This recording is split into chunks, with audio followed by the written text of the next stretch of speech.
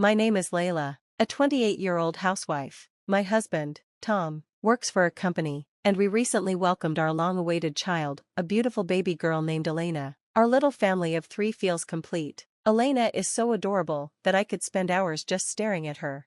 She looks just like you did when you were little, Layla, my mom often says. Seeing Elena brings back so many memories for her. Today, I invited my parents over to meet Elena for the first time. Tom, have your parents met her yet? I asked during breakfast. Tom hesitated before replying. No, they haven't. My parents aren't fond of children. They only had me because of societal expectations, and they made it clear they didn't want more kids. They're not interested in meeting Elena either. When I told them about her, they said not to bring her until she's an adult. Can you believe that?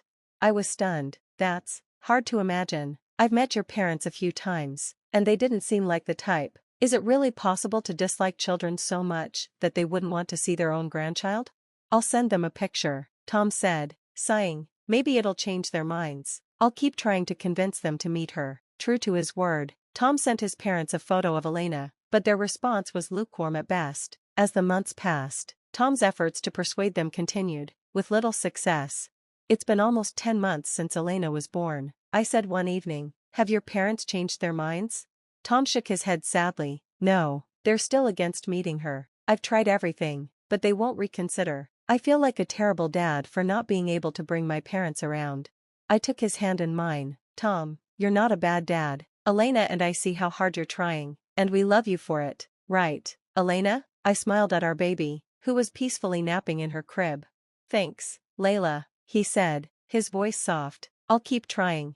While I admired Tom's persistence, I was growing tired of trying to cheer him up. If his parents didn't want to meet Elena, I was ready to accept it and move on. But I didn't have the heart to say that out loud, knowing how much it mattered to him. And what if Elena asked one day why she never met her grandparents? How could I explain their indifference to her? As Elena's first birthday approached, something unexpected happened, a phone call from my in-laws. Layla, it's been a while, Tom's mother began. Yes, it has. How are you? I replied cautiously. We're well. How is the baby? She asked. Her sudden interest in Elena caught me off guard. She's doing great, I said. Layla, did we do something to upset you? She asked hesitantly. No, not at all, I replied, confused. Other than not wanting to meet your granddaughter, everything has been fine.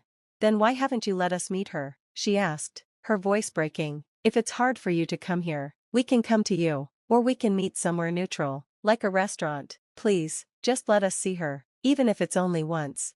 I was shocked. You're saying, you want to meet her? Of course we do, she said, her voice trembling. Your father and I have been waiting to meet our first grandchild. We'll do whatever it takes to make it happen. Please, Layla. Her words left me speechless. Hadn't Tom told me they didn't want to meet Elena? I explained what Tom had said to me, and my mother-in-law sounded equally surprised. Just then, my mom, who was helping with Elena, overheard the conversation and suggested I hand her the phone. Hello, this is Layla's mom. It's been a while, she said warmly. As the two mothers began talking, Elena started crying. I held her close, my mind spinning with questions. Why had Tom told me they didn't want to meet Elena? And how would this revelation change things for our family? As Elena began to cry, I stepped away to comfort her. When I returned, it seemed like the moms, my mother and mother-in-law, had reached some sort of agreement. They told me they had come up with a plan but insisted I keep it a secret from Tom until everything was carried out. A few days later, on Tom's day off, my parents came over for a small family get-together. Elena just keeps getting cuter, doesn't she? My mom said, smiling as Elena babbled away. She's getting so good at talking too, my dad added. She's so smart, I agreed, holding Elena on my lap. It's hard to believe Tom's parents don't want to meet such an adorable granddaughter. They never liked kids to begin with, my mom replied, but Tom has been working really hard to change their minds. Good for him. Ever since I discovered that Tom had been lying to both me and my parents, I'd started doubting everything he said. It was frustrating, to say the least, but today, it was all going to come to light. The atmosphere seemed cheerful, but I could feel the tension bubbling under the surface. Everyone was nervous, waiting for the big moment. What are we waiting for? Tom asked, oblivious to what was about to happen. Just then, the doorbell rang. I opened the door to see Tom's parents standing there. Mom, Dad, what are you doing here? Tom stammered, his face turning pale. we're here to meet our granddaughter. Of course, his mother said firmly. Hurry and bring her out. But first, we need to wash our hands. Where's the bathroom? Tom looked flustered, clearly caught off guard. For almost a year, he had been lying to everyone, and now his deceit was about to unravel. I decided to play along. When did they change their minds? I asked innocently. They seem really eager to meet her now. Well, yeah, Tom muttered, avoiding eye contact. I've been talking to them, and I finally convinced them to meet her. Nice try, Tom, his mother said sharply, but we know the truth. No matter what excuses you come up with, we're meeting our granddaughter today. After washing their hands, Tom's parents approached me with warm smiles. They were playing their part perfectly, pretending they didn't know the full extent of Tom's deception. I never said you couldn't meet her, I said, feigning confusion. What's going on? Why the sudden visit? What are you talking about? His father interjected. We've been wanting to meet her for so long, isn't that right? At that moment, my parents walked in with Elena, who had been in the other room. There she is, my mother-in-law exclaimed, her eyes lighting up. Oh my goodness, what an adorable angel. Is this really our granddaughter? Elena smiled, giggling as she reached for her grandparents. She's such a sweetheart, I said, handing her to them. I'm glad you finally got to meet her. Now we can all talk. Tom looked cornered. What's going on here? I asked, turning to him. Why did you lie to both sides to keep them from meeting Elena? You owe us all an explanation. It was then that Tom's true motives came to light. He had been worried about the inheritance. As an only child, he had assumed everything would go to him. But after Elena was born, he realized she would have rights to a share. In his desperation to secure it all for himself, he had concocted a plan to prevent his parents from forming a bond with Elena. You've been thinking about inheritance when your parents are still alive? I said, appalled. You kept them from their granddaughter for a year, because of money? That's beyond selfish, Tom stammered. No, it's not like that. I was just following advice from my boss. Enough, his mother interrupted. Thanks to your efforts, we're going straight to a lawyer to make sure everything goes to Elena. While you're at it, I added, don't forget another document you'll need to sign, the divorce papers. Tom froze. Layla, no. Please don't do this. I can't stay married to someone who lies to everyone around him. It's only a matter of time before you try to manipulate Elena too.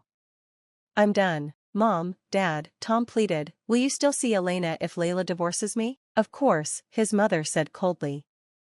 We're cutting ties with you, not our granddaughter.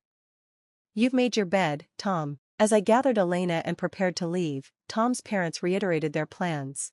We'll make sure our estate is handled properly, his father said. And don't worry, Layla.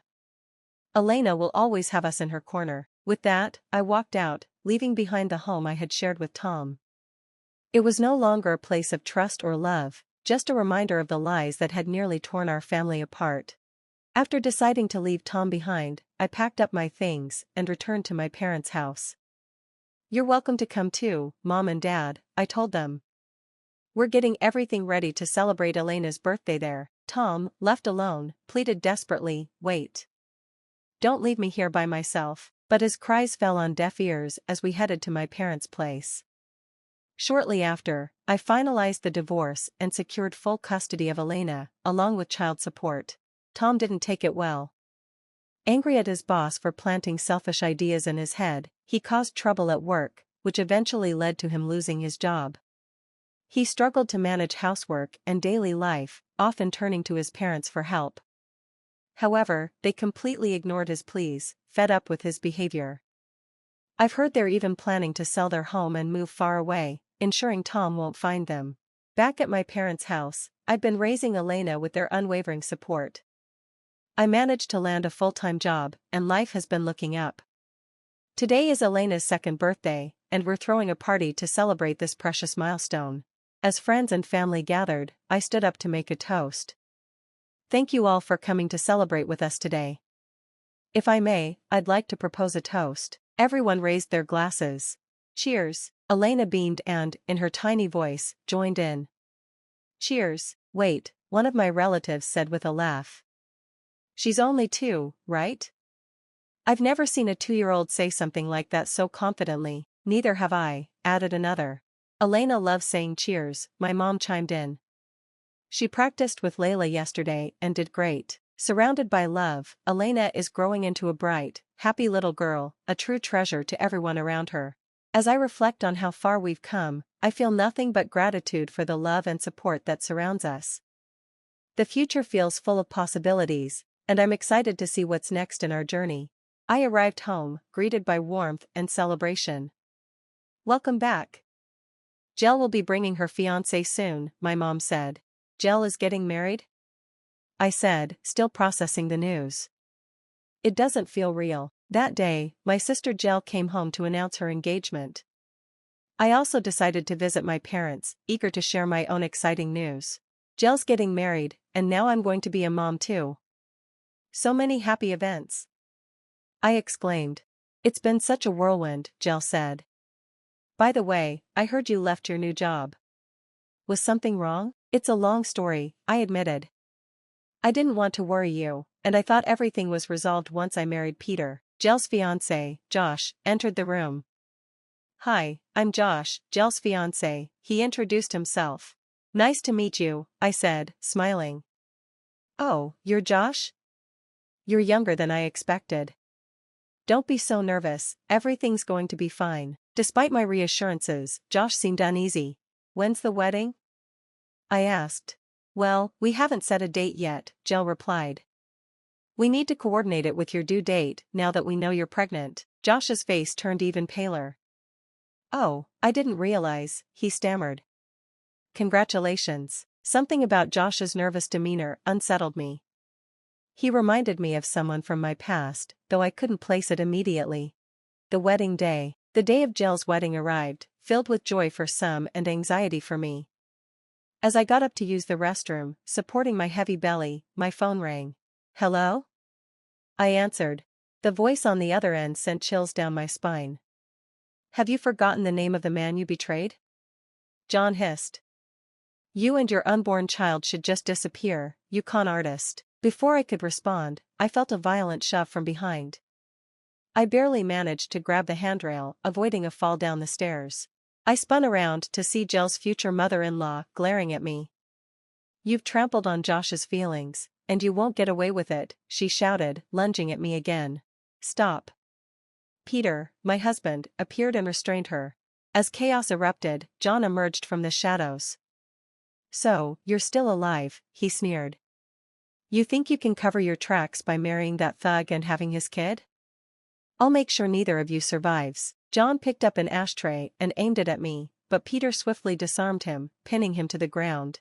The wedding descended into turmoil. An emergency meeting was called, where John, his mother, Josh, and our families gathered in a tense room. I'm so sorry, Josh began, his voice trembling.